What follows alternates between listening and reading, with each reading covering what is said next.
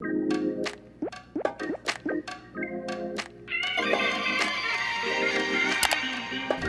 I think that's a wrap for today's Hi, I'm Nadia. Hi, I'm Aaleia. Hi, I'm Nameera. And this is Operation Tomatometer. Hello, everyone, and welcome back to the Classics Operation Tomatometer. So, before we go on, just a quick reminder to rate us on Apple Podcasts, the Classics Operation Tomatometer, and give us 5 stars so that we can be certified as Rotten Tomatoes critics. So today we have a very special guest from the deepest, darkest depths of the clave. We have Mr. Sweeney, who is the Classics advisor and as well as a humanities teacher here at Townsend Harris. Yay! Thank you. So, Mr. Sweeney, would you mind giving our audience a little insight as to who you are and what you do for the Classic and for the Humanities Department? Sure. I'm an English teacher at Townsend Harris, and when I got hired, they asked me to advise the Classic, so I've been doing that for about 10 years, and this is my lair. This is where I spend most of the day, and we're always planning things like this, and I'm happy to be a guest on this. Thank you. So thanks for that introduction, but I think that we really should dive right into today's review. Take it away, Nameera. Okay, here we go. So, if you haven't been living in a galaxy far, far away, okay? Unoriginal, but sure. Oh, damn. Okay. Wow. Then you know the new show, The Book of Boba Fett. So, The Book of Boba Fett is a Mandalorian spin-off and also a series on Disney+. And it follows 2 characters who are fairly legendary, Boba Fett and Fennec Shand, as they return to the desert planet of Tatooine and fight to establish reign on Jabba the Hutt's former turf. The show has been releasing a new episode every Wednesday, with its final installment being February 9th, and there's still talk of a potential second season, and that's up in the air as of right now.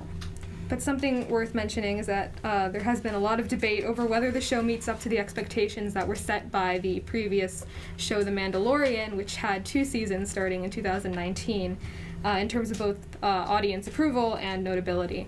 So, today we'll be answering the question that fans are dying to know. Does the Book of Boba Fett live up to the standards of Star Wars and its cinematic universe? Well, that's a question that we will definitely get into later. Let's head on into our favorite segment called Rotten or Not, where we try to put our heads together and figure out what the audience and critics at Rotten Tomatoes think of this show. And as we all know, Mr. Sweeney is quite the Star Wars fan, so I'm sure he has a lot of opinions. I just found out, though. I have so many opinions that I'm afraid that I'm going to talk so much that it's going to be like embarrassing. That is- I have to That's pull all right. back. No, you have no idea. No, we will not hold you back. This is why we have I want you, I've said this on another show for the Classic, I want you at home to be embarrassed by how much I know about Star Wars. All right, so do you have your own guesses? I think it's going to be like just kind of mediocre, like 70s, 75. I would just say 75 for both, Okay. if I can do that. Do you Yeah. have a short reason why? I don't think there's going to be too much of a distinction between the audience and the critics. And I think there'll be things that people really like and things that they don't. So if 75 is like an okay score, I think it would be an okay score. Yeah, I feel the same. I also was thinking that like critics would give it a 75, and that's probably because like for me at least it was like there's a lot going into coming after like the Mandalorian, and I feel like you have to include a lot of fan servicing and whatnot, so maybe some critics appreciated that and other critics were a little bit more penalizing about the storyline itself, like what could you have included, what could you have not included. So I think also 75.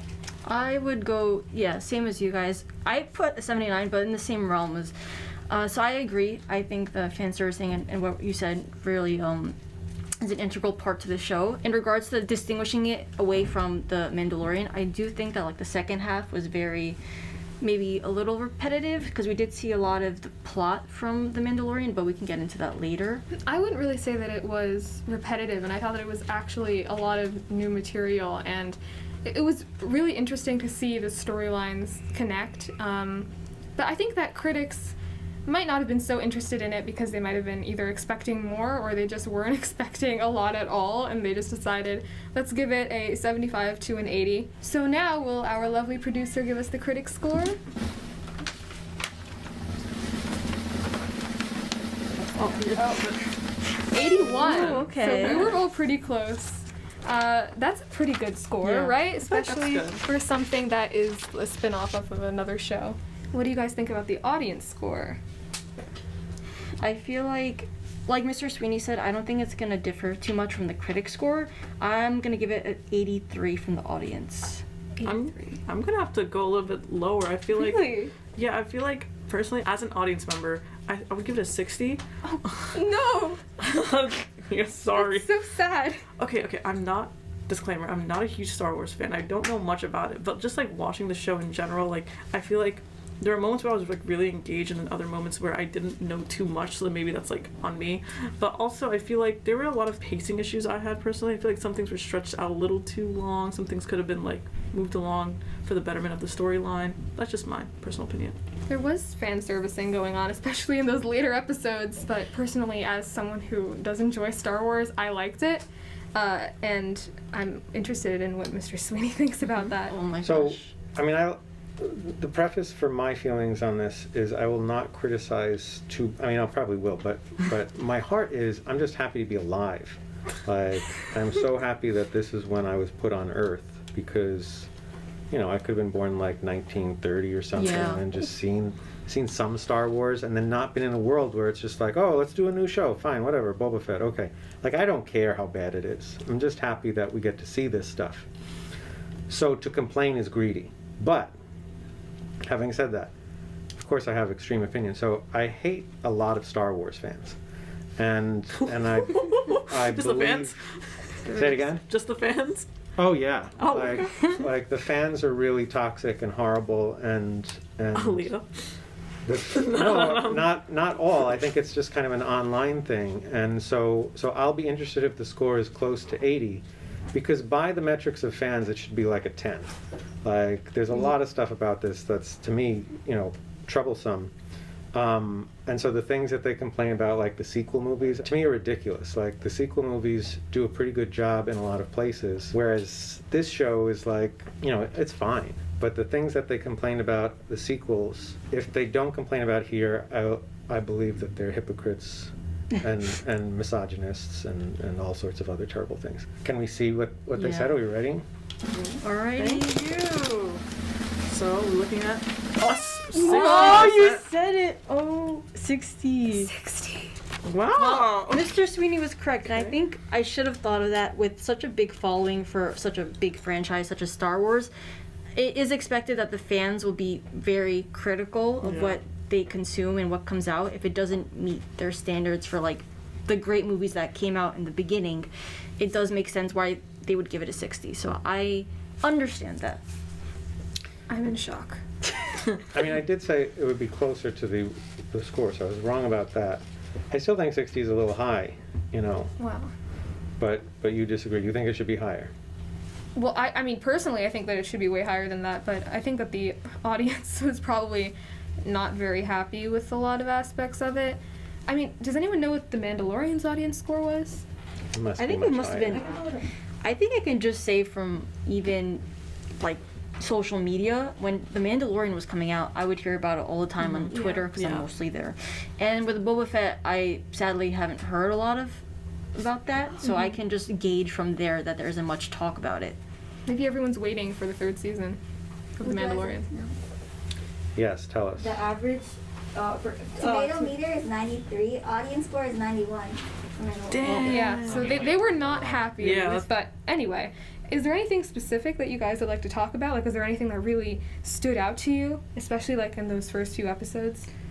Speaking of the first few episodes, definitely the Tusken plotline stuck out to me the most and is the most enjoyable for me. Just seeing what happened to Boba Fett, like right after we had last seen him in like the movies long ago, after being in like the stomach of that beast, I forgot the name, and then we see him Sarlacc. Sarlacc. Sarlacc pit. Thank you. And I'm scared to talk about Star Wars in front of Okay. Mrs. Sweeney. But yeah, we see him come out, and then we see what he does afterwards. So that was the most enjoyable part of the first few episodes for me. What do you think?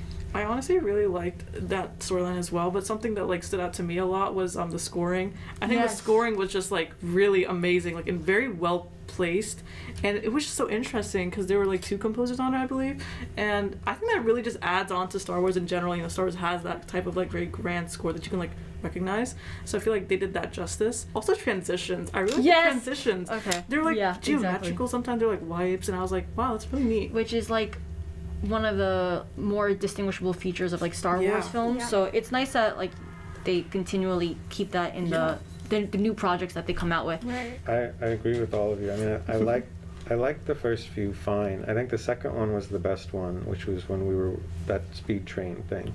But I just found by the 3rd episode, every time they went back to, present day Boba Fett, I was like, whatever. Like, Yeah. I just didn't care. And then, I mean, I think people talked about it. Once, eventually, you were done with the backstory, and then you had to be just in present day.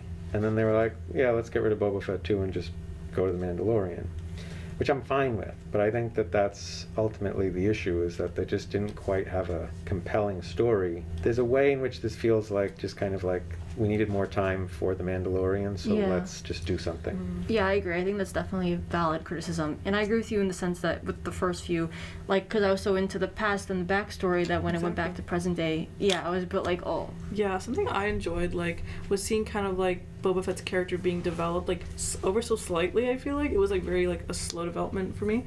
Like, it was mostly through, like, his interaction with the people on... The Tuscans? The Tuscans, and also, like, with, like, he was very, like, benevolent, I feel like, throughout this entire, like, series, because, he took in the 2... I don't know. The Gamorrean guards? Gamorrean. Yeah, Gamorreans. sorry. I thought I meant the kids. Yeah, also Like them. street kids. The, the street Yeah. kids that were, like, Gods. stealing... Yeah, I hated them. I just think it was an interesting Boba moment, like, but stuff like that. Just why were they? I don't know. Whatever. They're like ruffian like kids who need guidance, and he's like, yeah, sure. You can. I don't know. Going with the cyberpunk theme. Going Yeah, on. I feel like I thought it was funny. We We're kind trying of to like. enter a new era. I thought it was funny. We got like a Star Wars car chase scene. Yeah. With the street kids. It was terrible. Yeah, it definitely was. I was like, oh, Star Wars has a. It was like cars. I'm like, okay. There were a few They were so modern slow. Yeah. They were just like I don't know. I don't even know what was going on I there. feel like the sequence with like Fennec chasing like the assassins, right? Yes. At the beginning was much more faster and like It was more faster, interesting. but like that. also when we saw Boba Fett first in The Mandalorian, he like took out like a million stormtroopers. Mm-hmm. And then when we see him here, he's like, oh, I gotta get to my Bacta tank. Like, I can't Yeah. fight 5 people. Like, I didn't get that. I mean, I get it, that they just needed to not make him so overpowered, but it feels like they were running on kind of like fumes. And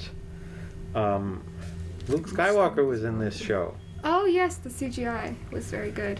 I mean, CGI is very good. That's more to me what's important is like, so the end of the second season of Mandalorian is like the greatest thing ever. When you see Luke come back. In this, whatever the episode was, now he's a character. So that to me was, like, I would give it an 80% just for that. Just as like a forward step in the evolution of movies now. Seeing him as a living, breathing, and conflicted character in a story is kind of crazy to me. Right? Because you always wanted to find out what's Luke Skywalker's story after Return of the Jedi. The sequels show you 30 years later, but this is that place that we've never seen before. To see him with Ahsoka. I don't know if you've watched Clone Wars. A little bit.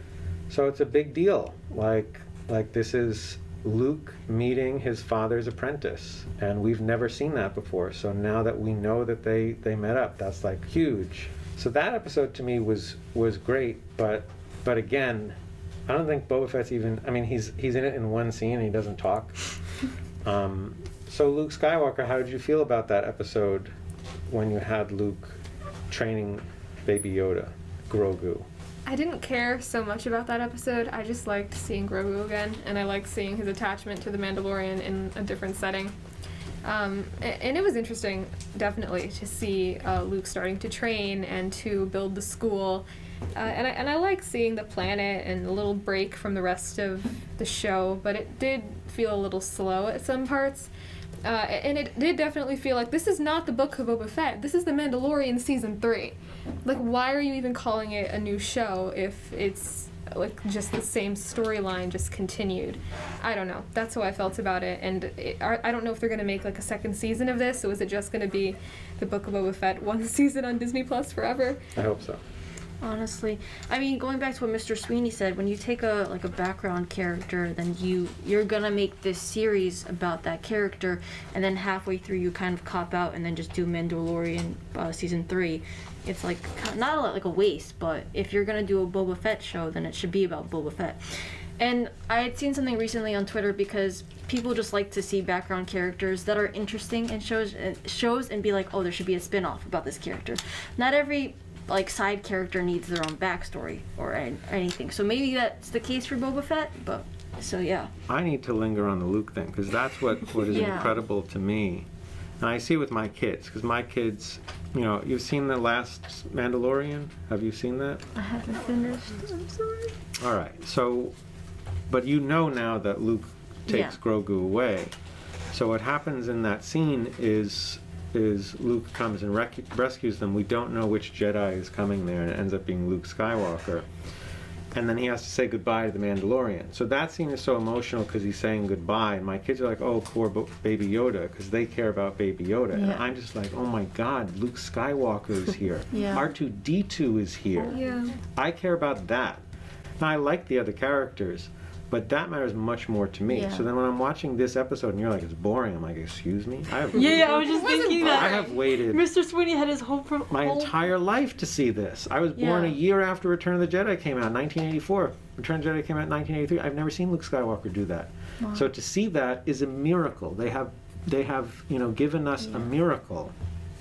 And you're just like, whatever. Yeah. It was cool to see him train.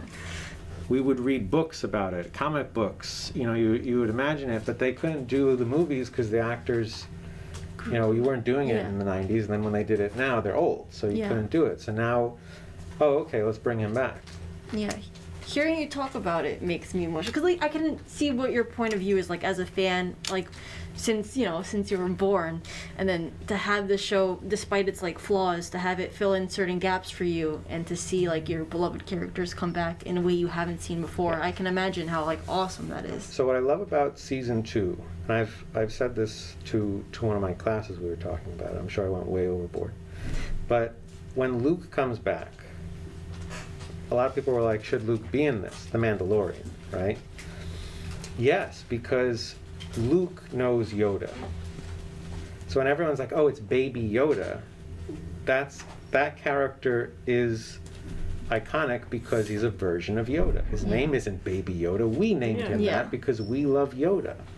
Well, who knows Yoda? Only Luke Skywalker. He's trained by him. So in Empire Strikes Back, only Luke and Yoda share the screen. Yoda's never with anybody. And then the prequels, yeah, he's with Samuel L. Jackson for some reason, whatever.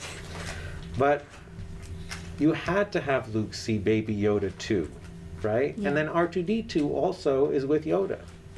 And R2-D2 has this relationship with Yoda where Yoda beats him with a stick and stuff. So in that moment when Luke comes back, we, the audience, know that Luke's like, oh my God, there's another one of these. And then R2-D2 shows up and he's like, Luke, look, it's another one of these. So they had to bring him in. It was justified. And that is why, they know our meaning older people, emotions are there. So to bring this into the Boba Fett show doesn't make much sense because it's a total departure. But if we're talking about story structure and blah, blah, blah, blah, blah, we've left that behind a long time ago, who really cares? It's not going to win an Oscar or something. But in this scene where Luke is training Grogu, he's now dealing with trying to figure out why the Jedi failed, right? So Darth Vader kills them all. Why did Darth Vader kill them all? Because of attachment. Okay, that's what the prequels say anyway. I don't know how I feel about that. The story of Star Wars, though, is Luke is told by Yoda and Obi-Wan Kenobi, kill your father. And Luke says no, and he refuses to kill him. Then Darth Vader turns good because of that, kills the Emperor, and that destroys the Empire. So that question of, is attachment good or bad? They've brought that up now in this episode, because the Baby Yoda is attached to the Mandalorian. And I don't think we've seen the end of this. I think Luke and Ahsoka have to deal with it. So I like that they're bringing that into it, and that's a really big question in Star Wars. That it's in the middle of like a battle over the reign of Jabba the Hutt with a bunch of teenagers with scooters and a giant reptilian monster like makes no sense to me. But I'm just happy I saw that. Yeah. Wow. I was like totally enthralled in what you were saying. Thank you, Mr. Sweetie. But that was what I was afraid of, that I would just start talking forever. So you can cut that down, Iris. No, don't cut that down. That was beautiful. We want a monologue moment. So I guess that's a wrap for today's episode. We want to thank Mr. Sweeney for joining us today. But before we go, I'm interested to know what this experience was like for you. Did you enjoy being on the podcast? Do you have any final thoughts for our audience? I love being here, but again, I'm just, always worried that I'm just never going to shut up about Star Wars, because you could just put that camera in this room and I'll just talk to it for days. Like, I loved R2-D2's little radar like dish that we see in this one shot. You see that in The Empire Strikes Back on Hoth. R2-D2 is using it to see if he's scanning for life because Luke is lost in the snow. We haven't really seen that again since then. So to see that, I was like, oh, it's R2-D2's little dish. That's pretty pathetic, right? That excites me. No, It's little it's things the like little that that's so details. exciting. Well, that's very kind of you all, but you at home should know, For you at home, I'm very happy to have been here. Thank you for letting me talk about Star Wars. And maybe next year there'll be a new Mandalorian season. No, there's an Obi-Wan show coming out. Yeah. I will be There's back for Obi-Wan that. Kenobi and there's May 25th, they released the date Ooh. after Boba Fett ended. May 25th, 2022. exciting. You want to know why it's May 25th? Oh. Oh no, you say it. You say it. No, because I Oh, feel like that- I'm gonna. No, I never. Okay. I was thinking May the 5th. No, I'm wrong. Some people were speculating. May the 4th. May the Oh, 4th. Okay. I was thinking the one. I didn't want to say. May the 5th is a thing because May the 4th be with you, Oh, and it's then- Revenge of the Revenge 5th. of the. Yeah. See, something was there. May 25th, 1977 is the day that Star Wars released in theaters. Oh, beautiful. So that's they are really doing nice. May 25th because it's the anniversary day. Tribute to Nice. Ben. Oh, that's It really should be nice. 45 years, right? So Wow. 77 Yeah. to 22. 45th anniversary of Star Wars, new Obi-Wan show.